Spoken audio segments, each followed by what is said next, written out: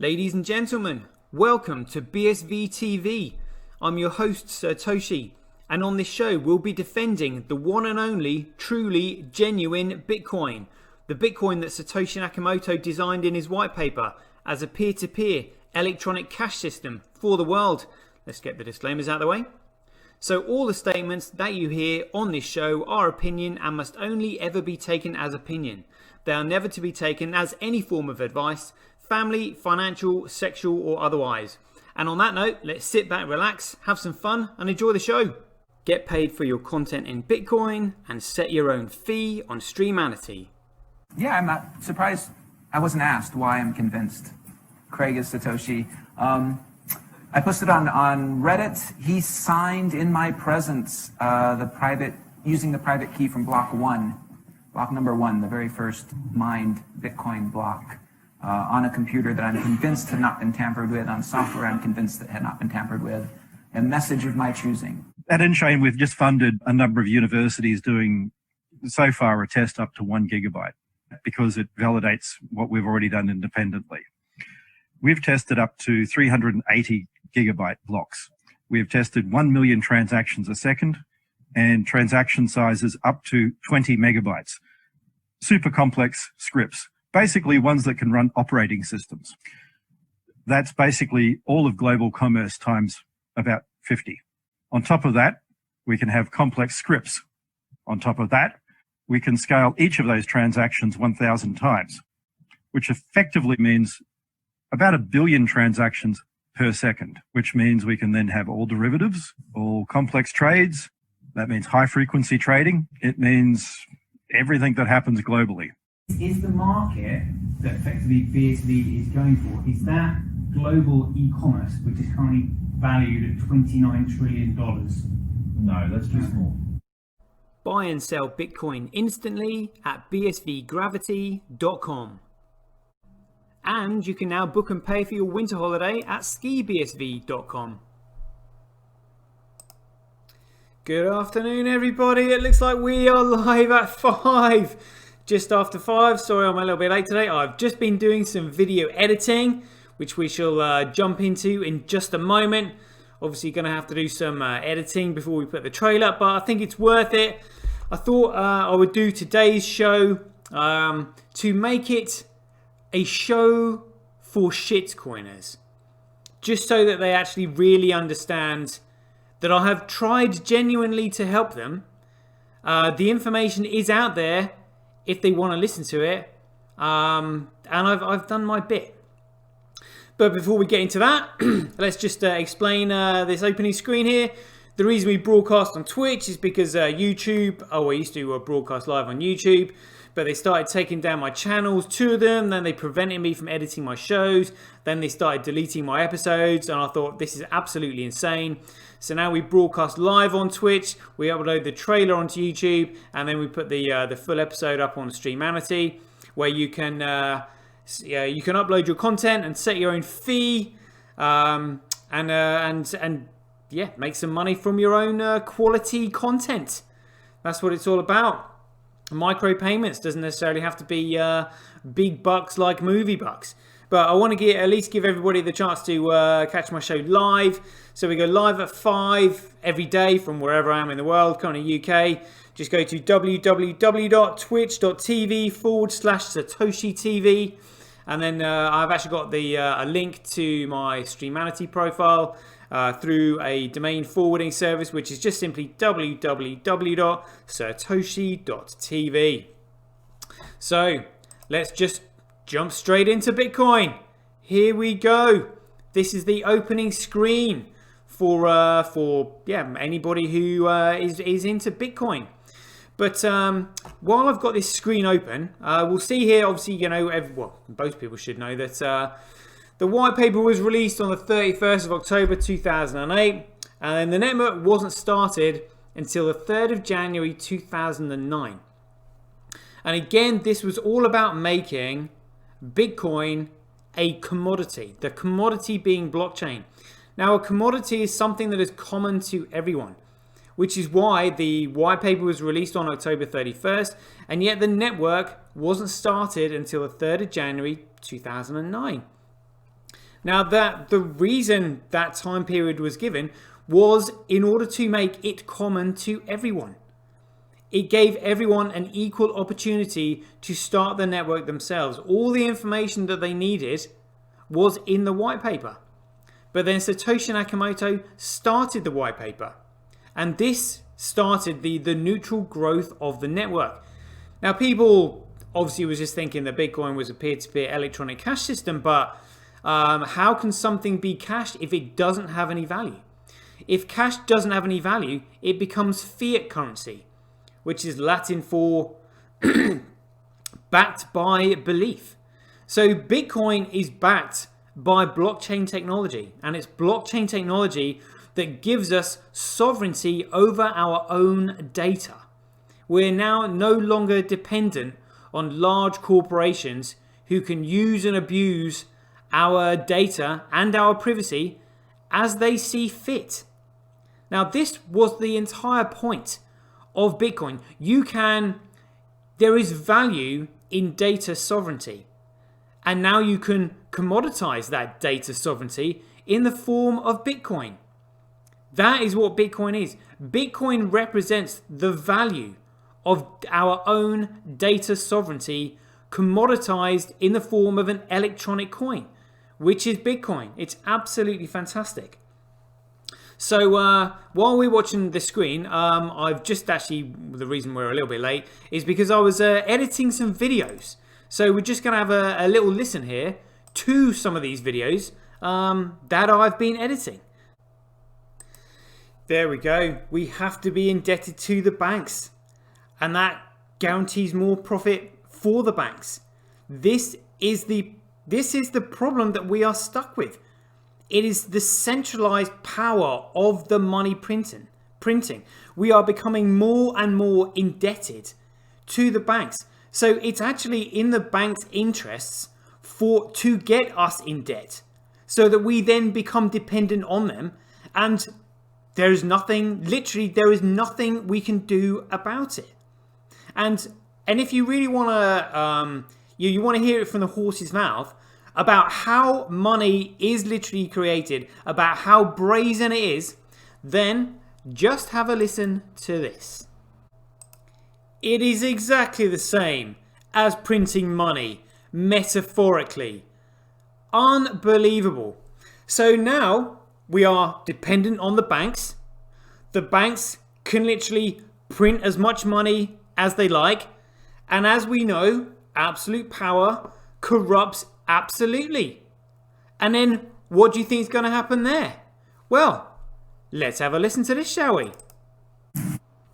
Yeah, well, let me tell you who's not shocked anymore.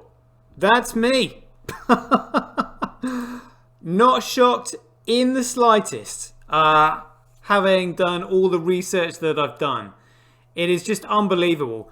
Like, why would a federal institution, and how can a federal institution get away with doing off-balance sheet transactions to the tune of $1 trillion in 8 months?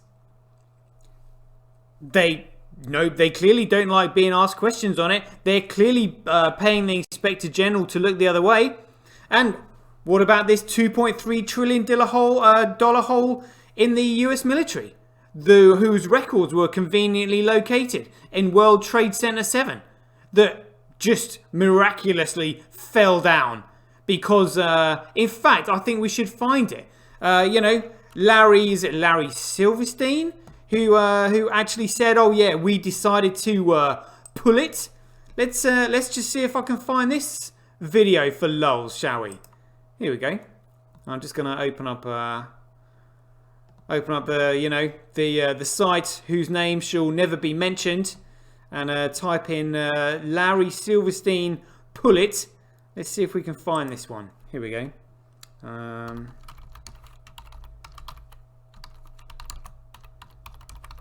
Larry Silverstein pull it. Right, let's see. Let's see if we can find it. It might be this first one. Yeah, 26 seconds. This should do. Let's see. I remember getting a call from the fire department commander telling me that they were not sure they were going to be able to contain the fire. And I said, we've had such terrible loss of life. Maybe the smartest thing to do is pull it. And they made that decision to pull, and then we watched the building collapse. And that rumbling in the background is World Trade Center 7 coming straight down.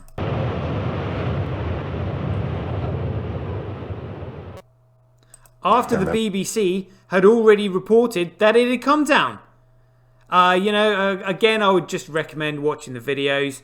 It's just absolutely unbelievable, what I have discovered. Woke is the word. So anyway, talking about woke, let's move on to the next bit. So this document here that we're looking at, this shows you how Blockstream got their money.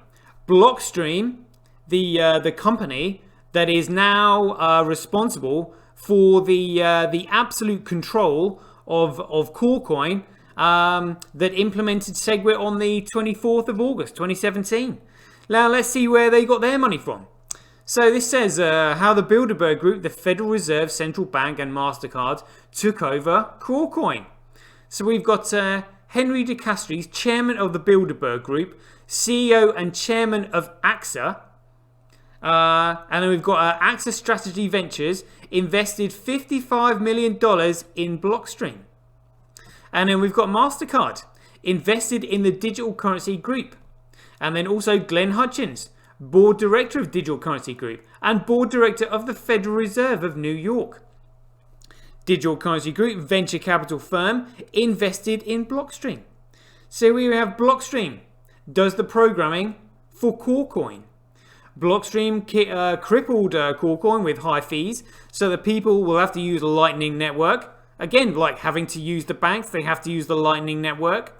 A Blockstream project for everyday transactions. Result: the Bilderberg Group, the Federal Reserve, the Central Bank, MasterCard and traditional banking sectors have taken over Corecoin, crippled it to turn it into a currency that they control and profit from.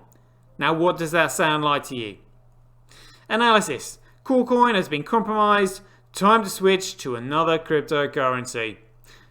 Well, not another cryptocurrency. Back to Bitcoin is where everything needs to go and where we need to go. So you can probably guess what this next video clip is that we're gonna hear from. Yes, indeed. For any shitcoiners who have not heard my show before, I've got some videos for you to listen to here. And this, you can guess which one this is. This is Samson Mao having an interview with Simon Dixon, who funnily enough actually appeared on one of the previous documentaries I'd seen, along with Max Kaiser and his wife, asking questions on Corecoin. Here we go. Bitcoin was created by the central bankers that enslave you today. It is their scapegoat. How do you answer those, Max and Stacey? I think the evidence is clear that they do not control it. There's 10 years, almost 11 years now of track record. Yeah, Blockstream controls it. I'm sorry, go ahead. Who does? Blockstream. And as we've just seen, Blockstream are funded by the central banks who enslave you today. So, two and the same. He says, oh, Blockstream controls it. He may as well have just said, yeah, that's right. And then Max and Stacey have a good old nervous laugh. Let's have a listen. Oh, all right. I was looking at you when I said that. Yeah, I'm a block. I have a spy. I'm one of the spies. No, so this, it's an interesting. There's. Yeah, it's an interesting. No, let's say that again, Max. Really, do you want to say that coherently so we can actually understand what you're saying? Absolutely insane. BTC is absolutely now a centralized project, centralized by Blockstream, who were funded by those multinational organizations who basically are the central banks. It is absolutely ridiculous. That's why it doesn't work. But, you know, they'll tell you it doesn't matter. It's not meant to work. You know, oh, store of value. You know, censorship resistant. Oh, but it's only for large transactions. How is a peer-to-peer electronic cash system, cash being the most liquid form of money, like a store? Like, how can Bitcoin be a peer-to-peer electronic cash system when cash is the most liquid form of money? You know, when they're saying, oh, well, it's, you know, it's digital gold, store of value, you know, you can't use it. It is absolutely insane. Like, personally, I thought that you didn't really need too much intelligence to figure this out when it is so blatantly obvious that it does nothing. Like, literally, that it does nothing. But some people believe it. And in fact, while we're here, I'm going to, just to show you how far these people in power will go to make sure that they stay in power, as in, like, you know, bring down Twin Towers and all that. We're going to show you how far back this power trip goes. We'll have gold poster 1933 Wikipedia. So have a look. The executive order. This is what we want. There we go. Let's have a good old look at this then. So this was back in 1933. Under the executive order of the president, all persons are required to deliver on or before May 1st, 1933, all gold coin, gold bullion, and gold certificates now owned by them to the Federal Reserve Bank, branch or agency, or to any member bank of the Federal Reserve System. Gold certificates may be identified by the words gold certificate, thanks for that, appearing thereon. The serial number and the treasury seal on the face of a gold certificate are printed in yellow. Be careful not to confuse gold certificates with other issues which are redeemable in gold but which are not gold certificates. Federal Reserve notes and United States notes are redeemable in gold but are not gold certificates and are not required to be surrendered. Special attention is directed to the exception allowed under Section 2 of the Executive Order. Criminal penalties for violation of Executive Order, $10,000 fine, and that was back in 1933, or 10 years imprisonment, or both, as provided in Section 9 of the Order. Who the hell are they to do that? But what are you going to say against them? That is literally backed by force, backed by the US military. There is nothing you can do about this centralized power and organization that has power over the money supply. Literally, it's I'm speechless sometimes, you know, knowing what I know. So they would do that, and yes, they would absolutely cripple Corecoin, which is what they've done, and telling everybody not to use it. Because whereas gold had a value in its properties, Bitcoin has a value in its utility, and only its utility. So all they've got to do is take that utility away. And the way you take that utility away is by, first of all, you take it under your control, and then you say, yep, sorry, you're not having it. Nope, not going to scale it. Sorry. And there is nothing you can do, or we can do. But shitcoiners with shit for brains wouldn't understand this. And then, after that, obviously, Bitcoin just simply had to continue. And then even within that group of people who kind of like realized what Blockstream were doing, you have another round of stupid people who are like, actually, you know, we do want this, but we want to do it we want it for illegal activities. We want to buy drugs with it. Like, literally waving a rag in front, or a red rag in front of a bull. Absolutely ridiculous. And this is what Roger Ver and his crony mates did with Bcrash. So let's have a little listen to here, shall we? Here we go. Me at the beginning. I have a question here from Satoshi, defender of Bitcoin. He said, if a cryptocurrency is anonymous, like BCH, I don't think BCH is anonymous, but maybe there is something. Check out cashfusion.com and you combine that with reusable payment codes and you get Bitcoin Cash in the same sort of ballpark of privacy as Monero. It's really awesome. So you can check out Cashfusion. And I always get it wrong. I think it's .com, but it might be .org. So you can check both. Cashfusion.com. Okay, awesome. So BCH, maybe using Cash Fusion and XMR, if they're anonymous, how can a business get legal recourse against a supplier if the supplier defaults and no proof on the transaction exists because anon? That's a genuine question. How can they? We need to be using this money. Some evidence needs to exist so that we don't get ripped off by douchebags like the douchebags who are creating this piece of crap in the first place. Absolutely ridiculous. Let's see what he says. Yeah, if you want your cryptocurrency to be perfectly legal for everything all the time, just go use your Visa card. Just go use your PayPal, right? What do you need a cryptocurrency for? You can do all of it with a centralized, fully legal and fully compliant payment platform, right? Totally missed the point there. This is why Bitcoin is a commodity. It is commodity money. Commodity being common to everyone. Roger is just simply looking at this as being like a cryptocurrency. Oh, it's completely against the law. You can buy drugs, do what you want. Well, it's a system that is man-made that is facilitating crime, which means law enforcement will take it down. And when they take it down, you will lose all of your investment and all of your energy that went into it. Absolutely ridiculous. So go use PayPal.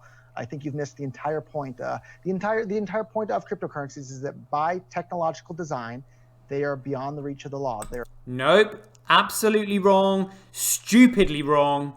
They're above the law. That's why, imagine if Bitcoin could have been shut down by governments, they probably would have shut it down from right out of the gate. They could have shut it down. They didn't because it's legally compliant.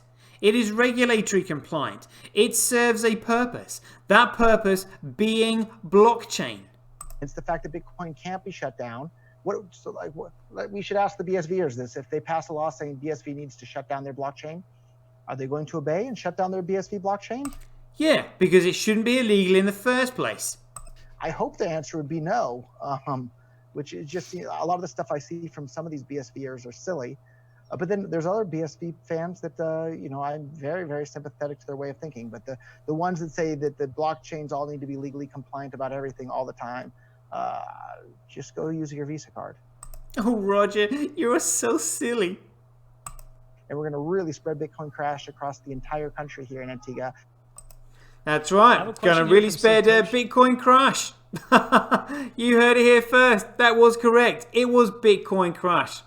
So, from all those snippets that we've seen here, we know that banks are absolutely, they are just crave power. They do not like being told what to do, and when they can't be told what to do, they will print as much money as they like, and when they can print as much money as they like and they can get away with it, they simply will.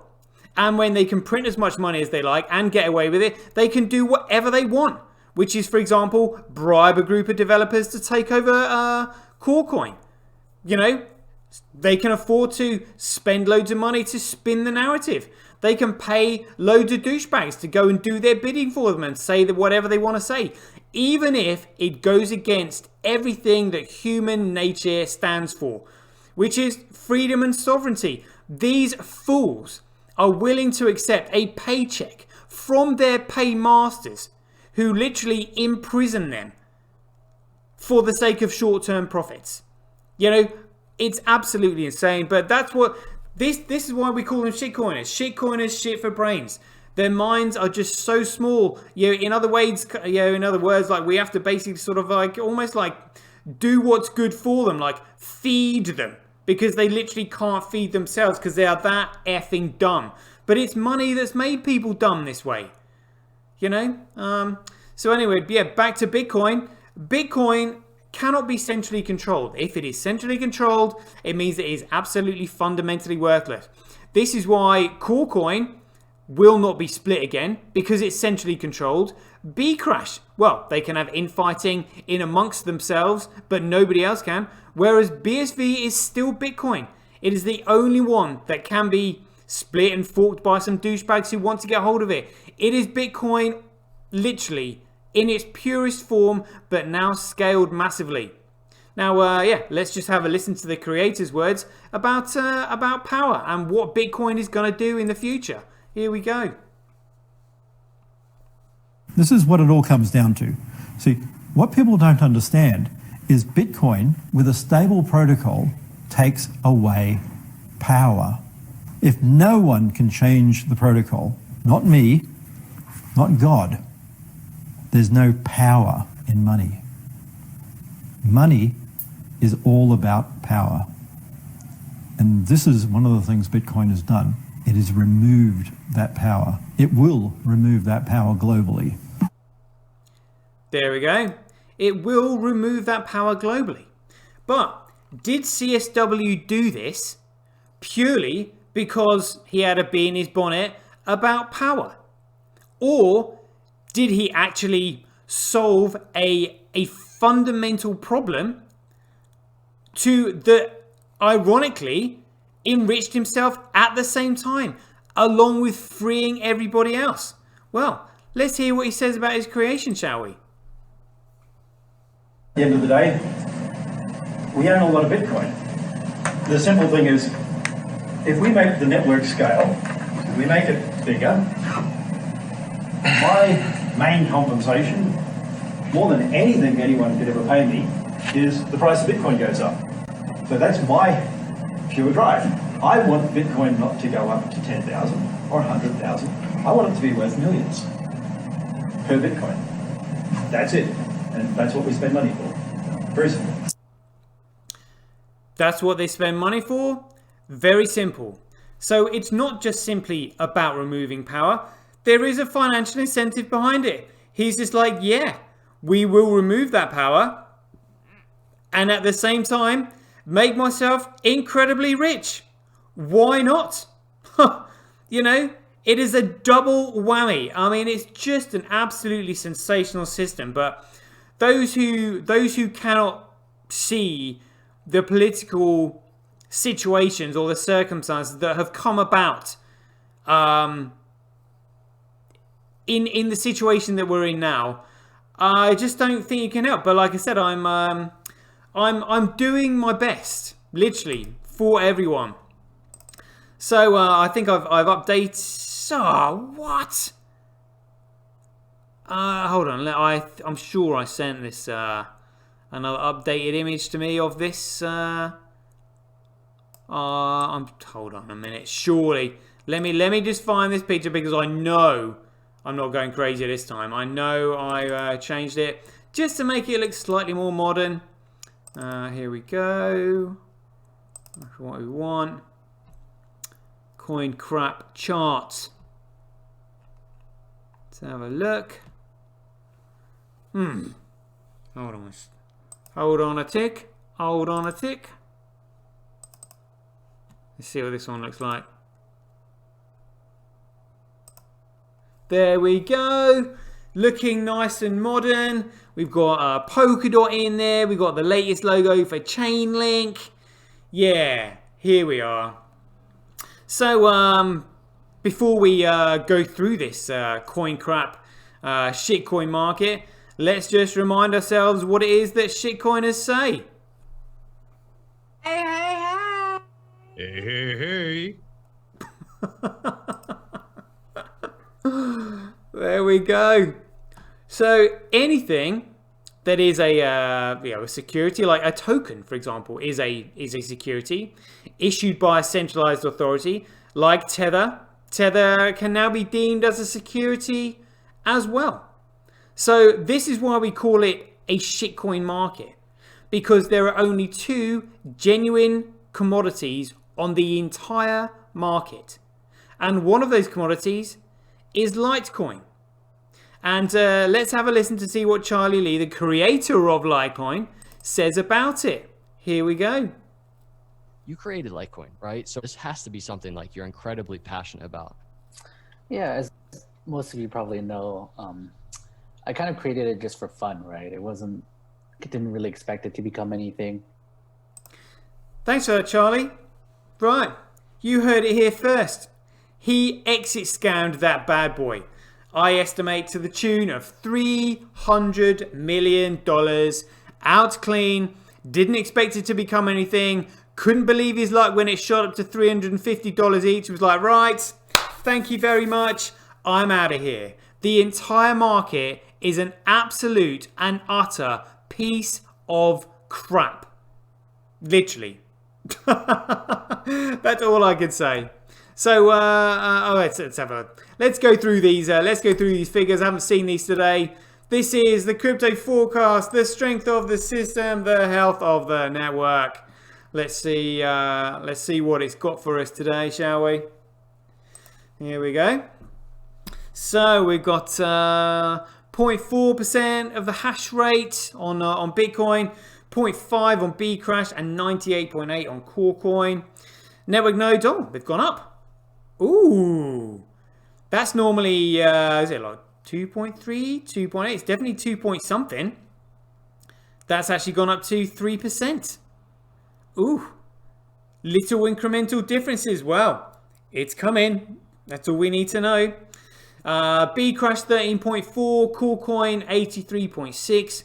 Transactions winning 44.9 for Bitcoin, 15.8 for Bcrash, 39.4 for Corecoin, and block size 38.4 for Bitcoin, 14.3 for Bcrash, and 47.2 for Corecoin.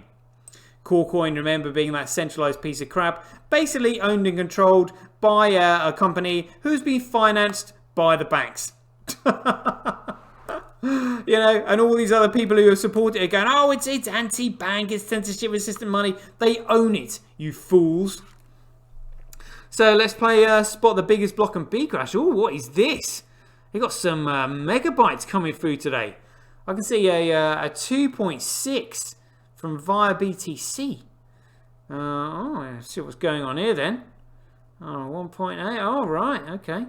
Still Hathor is on there, chomping away. Still mining blocks with data in.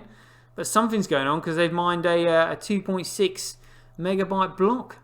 All right. And if we look at Corecoin, again, they don't want people to use it. They haven't scaled it on purpose because not only are you not meant to use it, they're also not going to allow you to use it. So you're stuck. Look at that. Exactly. Uniform kilobytes in the block. And let's have a look at Bitcoin then. Straight away, I can see a 4.4 from Tal. Get in there. Winning. So, Binance is still on the chain. Hathor's still on there. Lots from Tal. Whoa. Tal. I wonder why that is. So I wonder where the 3% of network nodes came from. Is it Tal's expansion, or are they maybe one node? What's going on? Let's go and have a look then. Look through these charts. Bitcoin hash rate by network. Network hash will just simply follow price, which follows value, of which value is from utility, and only Bitcoin has got utility. So just give it a little bit of time. Proof of work by network. Again, Corecoin and Bcrash will just literally stop overnight. And we'll come on to that in a minute. Hash rate, Bitcoin versus Bcrash. Proof of work, Bitcoin versus Bcrash. Wow, it is 43,000 times cheaper to transact on Bitcoin than Corecoin, because Corecoin's a piece of shit. Purposely made that way. But it is 7.1% more profitable to mine on Corecoin. Can't fault miners for that then, because they're just simply profit chase. That's all they do. Daily average Bitcoin block size by network. Oh, Corecoin winning. But daily Bitcoin transactions by network. Bitcoin winning. Transactions per block by network. Bitcoin winning. Fees, USD, Bitcoin smashing it. Fees, Satoshi's, Bitcoin smashing it. Block reward ratio again comes with time, which follows price, which follows value, which follows utility. Blockchain growth by network. Laughing at Bcrash. Absolutely hilarious. So we've got mining, global hash rate, 7 days. Binance macking it hard this week. Huobi up there as well. Pushing Poolin and the BTC.com down into 4th and 5th. Global hash rate, 24 hours. This will probably look the same as Corecoin, but wow, Poolin up there today. And BTC.com, Jihan, this Bitmain macking it hard. F2 Pool being pushed down to third place. Then we've got more Bitmain stuff from Antpool. Binance down in fifth. Then Huobi and Vibe ETC. Oh, alright. Now that's probably going to look the same as Coolcoin, I suspect. Yeah, pretty much identical. Yeah. Yeah, so Poolin loving it today. BTC.com. Pushing F2 Pool down into third and followed by Binance. Boo. B Crash. Again, an absolute waste of time. A complete and utter piece of shit. But that's why Antpool and Jihan are on there, because they are Bitmain. They basically funded B Crash. Vibe ETC, just, I don't know, just doing whatever they're doing. Yeah, can't be bothered looking at that. Wow, look at this. So this is Tau. Looks like Tau are maybe expanding their operations with now 3% of the nodes. Like, what's going on here? That's huge. That is massive. So, if they are expanding and adding more hash rate to Bitcoin, that makes me think something is coming. Yeah. That definitely makes me think something's coming. Because that's huge from Tau. Ooh. Exciting times. Could it be the Tether case on the 15th of January? What is it? What are they expecting? But that definitely indicates they expect something. And these boys are in the know. Let's see if they're mining on Coolcoin. No, they're not. Look. Whoa. Whoa. Even Huobi isn't on there. That's Coolcoin. Where's Huobi? So Huobi is on Bitcoin. Oh right, no, there's Huobi on Coolcoin. Right, but Tal are not on there. Tal are nowhere to be seen. Tal have now diverted all of their hash rate onto Bitcoin. Start rubbing those hands together. It's coming, baby. Oh, wow. Wow.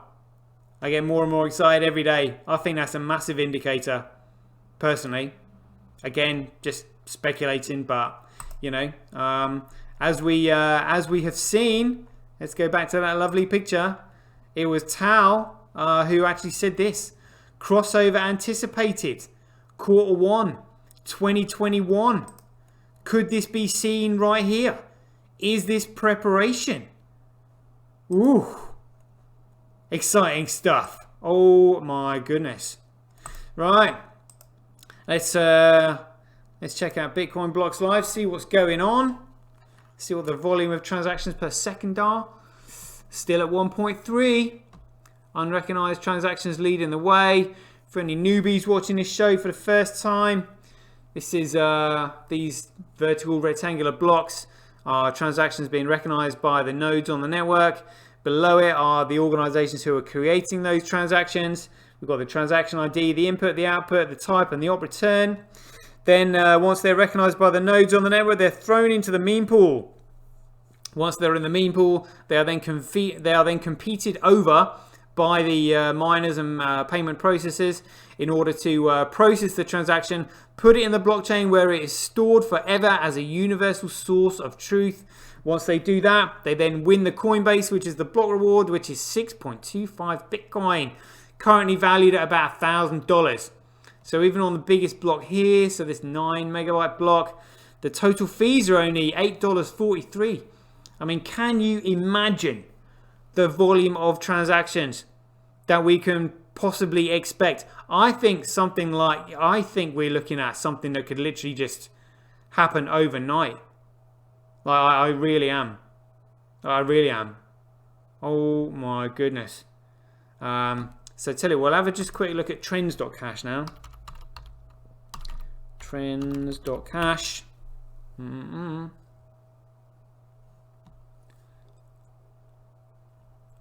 Right, so we've got apps ranking by money spent. So lots of people spending on ReallyX. Let's have a look at this. Wow. Wow. So what's this? They've got 2 entries here for ReallyX. That's reallyx.io.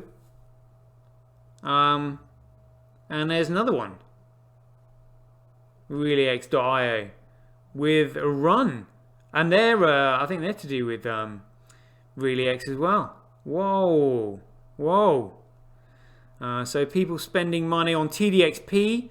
That's in 4th place.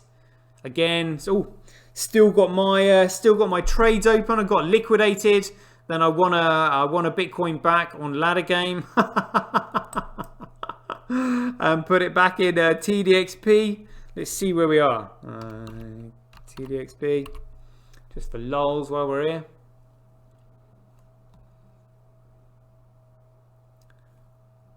Fingers crossed. Oh, still open.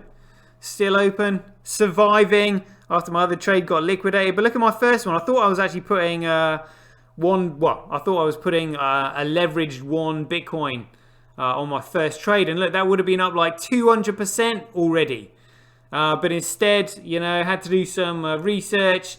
Ended up putting in 1 BSV just below 39,000, just below 40,000. The market tanked, it got liquidated, and I was like, oh no. So you can see I finally went in at almost 41. Yeah, so history. Yeah, devastating. Look at that.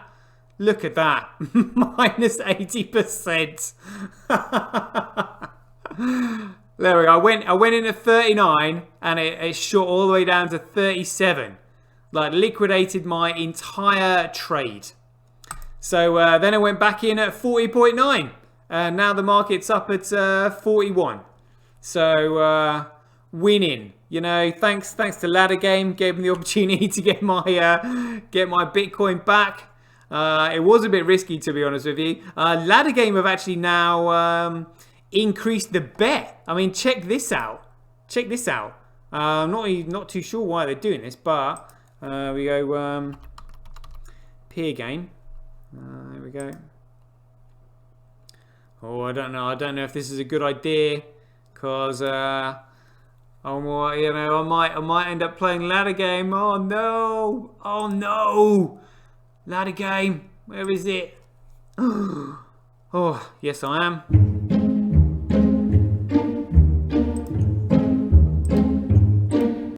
Take the tune off. Oh, right. So that was blue. I don't like blue anyway. But let's have a look. Previous rounds. Ooh. Yeah, don't really like the look of that, to be honest with you. Yeah. Yeah, so I mean, look at that. We got red, blue, red, blue. So the chances are the next one will be, the odds are the next one will be blue. You know, if it is red, then I might fancy a flutter. I might put one on red. Let's just see what happens here. This is live, ladies and gentlemen. Do not do this at home. Oh, here we go. 7. Let's see. Is it going to be red or blue? Oh, and it's blue. Yeah. I can't really wait around. Can't really wait around on there, to be honest with you. Don't fancy that one little bit. Still in the green there. Loving that. So let's have a look back here at apps ranking by performed actions. So Predicticology is up there with 63%. And then we've got the Awareness Neutral Network Explorer. Wow, 22.5. I've not used ANN yet. And then there's Router SV. And then there's TDXP app. So we're going to have to keep an eye on trends.cash. from now on, because we're expecting huge volumes of transactions from various applications being built on chain. Very exciting indeed. Very exciting. So yeah, for any newbies, now we're going to look at BitInfo charts, do the usual comparisons here before we go into the shitcoin market. So again, for any newbies watching, you can just work out the metrics for yourself. You can go to Rich List, compare the coins or shitcoins in each wallet. BitInfo charts has got different metrics. You can see the shitcoins across the top. Scroll down, we'll do transactions last 24 hours, or transactions average per hour. There we do. We'll go to log. We only want 3 years because Bitcoin's effectively only like 2 years old, really. We'll take Doge out because that's a complete waste of time. We obviously want Bitcoin in there, which is BSV, and we'll have BCH. 3 years. There we go. That's what we want. So yeah, for anybody wondering, this purple one is Bitcoin. That's why it's racing ahead of the other shitcoins. It is the only genuine digital commodity on the entire market. So, I mean, yeah, talking about digital commodities, I was watching, you know, some YouTube videos. This goes out to Sylvia, saw his recent interview with Crypto Rich. However, he said, I think there are going to be various shitcoins. That's what I'm really looking forward to. Right, well, let me explain something about cryptocurrency or digital commodities. Is there any fundamental difference between the US dollar, the Great British Pound, the Japanese yen, the Chinese RMB, the Zimbabwean dollar? You know, is there any difference between them? Any fundamental difference besides who printed it? No. They are all the same. They do the same thing. It is the same with cryptocurrencies. They all do the same thing. They are not shares in a company. It is programmable money. Now, people think that, oh, you know, BTC can't be programmed. BTC can't be moved. Therefore, Ethereum is, Ethereum is programmable money because you can do smart contracts on it. Well, let me tell you, Bitcoin can do everything. Because if it can't do everything, something else would just simply come along and outcompete it. They all do the same things. They are a tool that enables, encourages, and accelerates the facilitation of trade. And being able to encourage the facilitation of trade is programming it, which is why at the beginning we said Bitcoin will be able to cater to high frequency trading. This is why we have a 20 megabyte transaction, so it can run operating systems. The transactions on Bitcoin can run operating systems, and we can have all derivatives, which is a $250 market. This is why, as we heard earlier, CSW saying, I don't want Bitcoin to be 10,000 or 100,000. I want it to be worth millions. And 4 million, which is just simply global e-commerce with a market cap of $29 trillion, is too small. That is it. There is not lots. There won't be lots. It's a bit like saying, oh, let's have different types of gold. There is no different types of gold. There is only gold. And there is only cryptocurrency. That is it. There is not a different cryptocurrency. They are all the same. Besides electronic securities and electronic tokens, which will be built on top of Bitcoin to represent as like digital certificates, ownership of those things that they represent. That's it. There is only one digital commodity. That is Bitcoin. That is why the entire market is an absolute piece of shit. That's it. Yeah, right, guys. So we'll leave it there because I need to go back and edit my show. Not too sure about like putting the beginning bit up on on YouTube because we know how funny they get. So we'll leave it there. And as ever, be aware, take care, stay safe out there. Joy given. Same time tomorrow. Catch you later. BuyBSV.live, the best place to buy Bitcoin SV online. Get paid for your content in Bitcoin and watch the full episode on Streamanity for just 20 cents. Go to www.satoshi.tv. See the link in the description below. Bitcoin, one world, one chain.